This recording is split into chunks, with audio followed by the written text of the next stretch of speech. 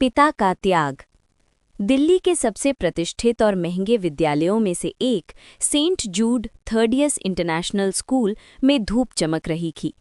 Parking area luxury कारों से भरा था, मर्सिडीज बेंज, BMW और चमकचमाती SUV। आज हाई स्कूल बैच 2026 का दीक्षांत समारोह था।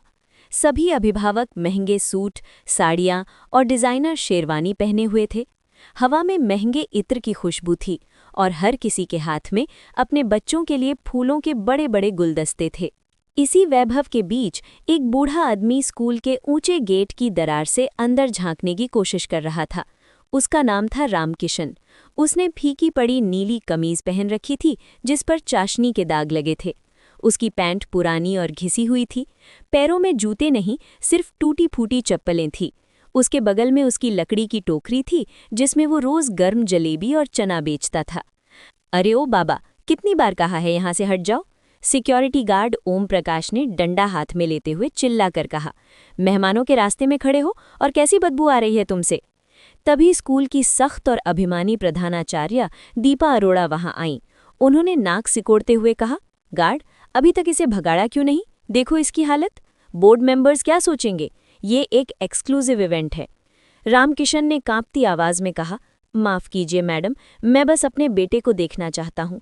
आज इसका ग्रेजुएशन है, वो वैलेडिक्टोरियन है।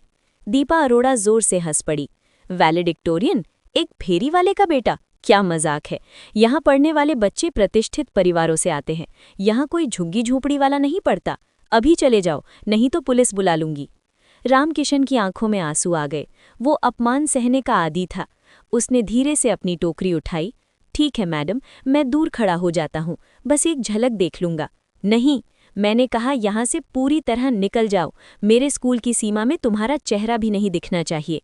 प्रधानाचार्य चिल्लाईं और एयर कंडीशन्ड ऑडिटोरियम में चली गईं। समारोह शुरू हुआ। मंच सुनहरे और नीले रंग की सजावट से सजा था। एक एक कर मेधावी छात्रों को बुलाया गया।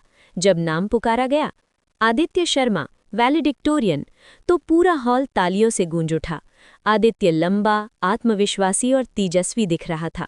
प्रधानाचार्य ने मुस्कुराते हुए उसे मेडल पहनाया। बधाई हो बेटा, तुम्हारा भविष्य उज्जवल है। तुम्हारे माता पिता बहुत गर्व महसूस कर रहे होंगे। वे कहाँ हैं? उन्होंने माइक थमाते हुए पूछा। आदित्य ने माइक लिया। उसने भीड़ में नजर दौड़ाई। सजे धजे अमीर माता पिता, सहपाठी, लेकिन उसके पिता कहीं नहीं थे। वो जानता था उन्हें अंदर आने नहीं दिया गया होगा। उसने बोलना शुरू किया। Good morning to our distinguished guests, teachers, parents and fellow graduates. उसकी अंग्रेजी धारा प्रवाह और प्रभावशाली थी, पर बीच में वो रुक गया। जिम्नेजियम की बड़ी खिड़की से उसे गेट के बाहर धूप में खड़ा एक परिचित चेहरा दिखाई दिया, हाथ में टोकरी लिए। मैंने सफलता और महत्वाकांक्षा पर भाषण तैयार किया था, लेकिन असली सफलता मेडल, अंक या पैसे में नहीं होती। असली सफलता त्याग में होती है। हॉल में खामोशी छा गई। प्रधानाचार्य ने घबराकर शिक्षकों की ओर देखा। अभी थोड़ी देर पहले मैंने देखा, एक बुजुर्ग को गेट से भगा दिया गया। उन्हें गंदा कहा गया, उनका मजाक उड़ाया गया, क्योंकि वो सिर्फ एक फेरी वाले हैं। आदित्य ने सीधा दीपा अरोड़ा की ओर देखा। उनकी आंखें फैल गईं। वो बुजुर्ग, उसने खिड़की की ओर इशारा किया, हर सुबह 3 बजे उठते हैं, मेरे लिए खाना बनाते हैं, 10 किलोमीटर पैदल चलते हैं, धूप हो या बारिश, सिर्फ इसलिए कि मैं पढ़ सकूं।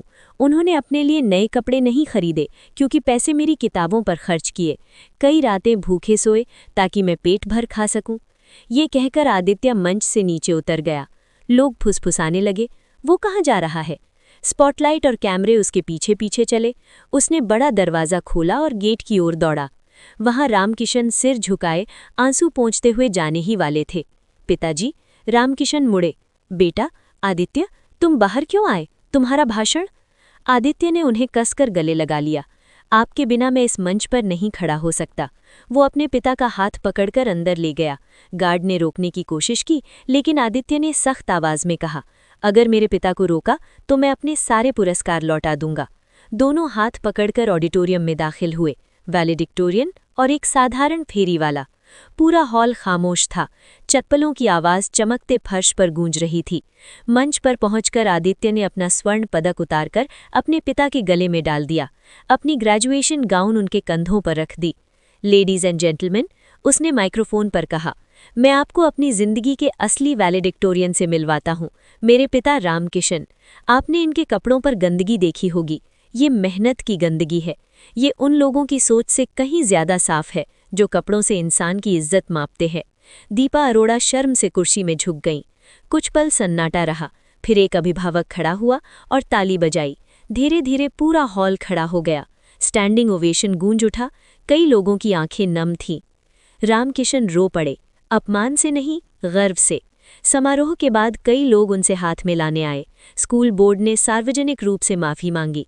अगले ही दिन सोशल मीडिया पर विवाद बढ़ने के बाद दीपा अरोड़ा ने इस्तीफा दे दिया। आदित्य को देश के एक प्रतिष्ठित विश्वविद्यालय में छात्रवृत्ति मिली। वो आगे चलकर एक सफल इंजीनियर बना, लेकिन उसने कभी नहीं भूला उसकी सफलता की नींव एक साधारण फेरी वाले पिता के त्याग पर टिकी थी। यदि ये कहानी आपको पसंद आई हो तो वीडियो को लाइक करिएगा और चैनल को सब्सक्राइब करिए ऐसे ही वीडियोस देखने के लिए। धन्यवाद। राधे राधे है। आपका दिन शुभ हो।